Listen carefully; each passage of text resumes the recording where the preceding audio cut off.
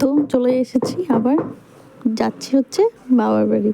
তো বিয়ের পর বাবার বাড়ি যেতে কে না ভালোবাসে বলো, সবাই চাই। তো আমিও রেডি হয়ে বেরিয়ে পড়েছি বৃষ্টির মধ্যে।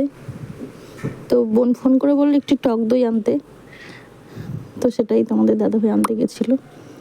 তো বেরিয়ে গেলাম, যেতে যেতে পৌঁছেও যাবো এক্ষুনি। অন্ধকার ঘুটঘুটের মধ্যে দুইজনা চললাম। তো এই যে বলতে বলতে চলেও এসেছি।